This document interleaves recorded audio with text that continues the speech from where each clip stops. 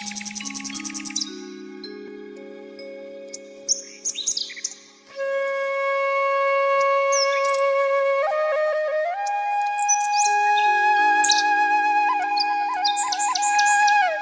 श्री राम मित्रों, हमारी सनातन संस्कृति में जप और माला का बड़ा ही महत्व है। हम जप किस देवता का कर रहे हैं और किस उद्देश्य से कर रहे हैं, उसके लिए माला कौन सी निर्धारित है, यह जान लेना परम आवश्यक है। तभी हमारा जो जप और अनुष्ठान है वो सफल होगा, फलदायी होगा। तो मित्रों, माला के बारे में कहा गया है कि एक तो अंगुलियों से गिन करके जप किए जाते हैं, अंगुलियों के पोरों को गिनकर भी जप किए जाते हैं। ये एक सरल और सुगम तरीका है। और दूसरा तरीका होता है मणिमाला, और इसमें किस देवता की हम साधना कर रहे हैं, जप कर रहे हैं, उसके हिसाब से कई तरह की मालाएं बनी होती है, मार्केट में भी मिलती है और हम अपने हाथों से भी बना सकते हैं।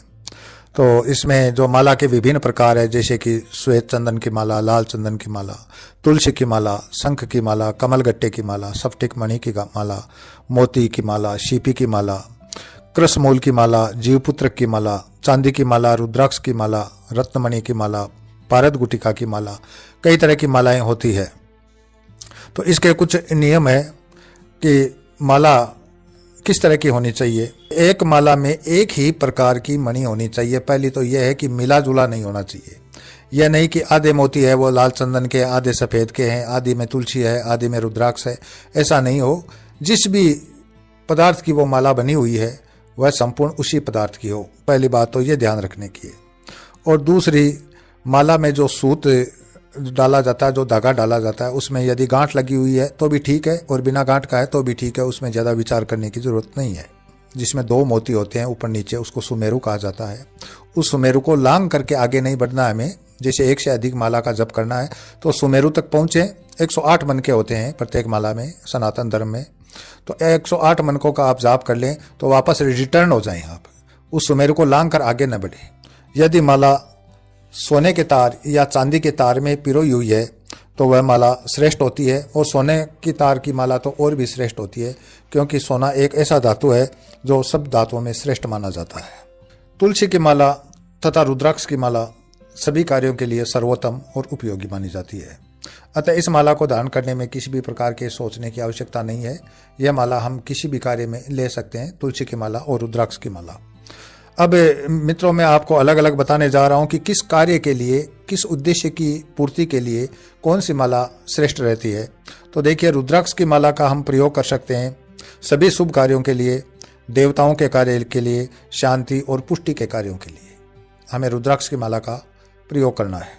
स्फटिक मणि की माला का प्रयोग करेंगे वशीकरण के लिए और लक्ष्मी प्राप्ति के कार्यों में सहायता करने के लिए।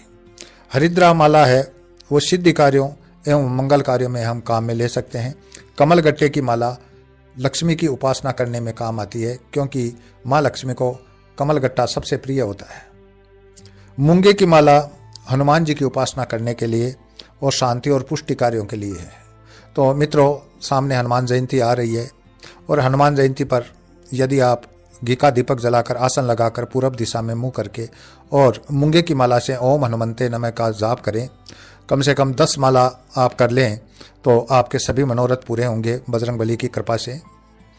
और उसके बाद आती है मोती की माला, सौभाग्य वृद्धि के लिए, रिद्धि सिद्धि की वृद्धि के लिए, और स्त्रियों के लिए यह माला विशेषकर उपयोगी होती है। यदि मोती को या मोती की माला को स्त्रियां अपने गले में धारण करती है तो भी बहुत अच्छा रहता है उनके लिए। सफ़ेद और लाल दोनों ही प्रकार के चंदन है, उनकी माला भगवान शिव की उपासना में और अन्य समस्त कार्यों में की जा सकती है।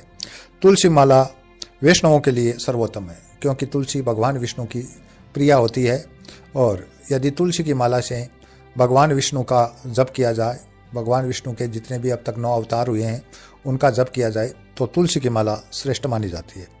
और शंख की माला भी लक्ष्मी साधना में ही काम में ली जाती है। तो जनरली हम देखते हैं कि अधिकतर तुलसी की, रुद्राक्ष की या चंदन की माला ही हम ज़्यादा काम में लेते हैं, और हनुमान जी की उपासना में मूंगे की माला हो तो बहुत बेहतर परिणाम आते हैं। अब माला फेरते समय हमें किन चीज़ों का ध्यान रखना है, थोड़ा वो भी जान लेते हैं कि माला फेरते समय माला हाथ से गिरनी नहीं चाहिए। दूसरी बात है, माला फेरते समय अपने हाथ को इधर उधर न डोलाएं, प्रयास करें कि वह ज़्यादा से ज़्यादा स्थिर रहे। और माला को जो गोमुखी होती है, जो कपड़े की सिली हुई होती है, जिसमें हाथ डाल करके माला का जप करते हैं, जिससे माला दूसरों को दिखाई न दे, उसमें डालकर ही जप करना श्रेष्ठ रहता है। और माला फेरते समय आपकी कनिष्ठिका अंगुली और तर्जनी अंगुली, यह दोनों अंगुली है वो माला को छूनी नहीं चाहिए। गोमुखी की सिलाई इस तरह ही करवा लेनी चाहिए कि उसमें तर्जनी और कनिष्ठिका अंगुली है वो बाहर निकली रहे, जिससे माला को स्पर्श न हो। तो ये सब कुछ सावधानियां रखते हुए यदि हम जप करते हैं और उपयुक्त माला जो निर्धारित है सभी कार्यों के लिए, सभी देवताओं को प्रसन्न करने के लिए, उसका उपयोग करें तो हमें इसके सकारात्मक और श्रेष्ठ परिणाम मिलेंगे। हनुमान जयंती की अग्रिम बहुत बहुत शुभकामनाएं। मैं अपनी वाणी को यहीं विराम देता हूं। अगले वीडियो में फिर मिलेंगे, तब तक के लिए जय श्री राम।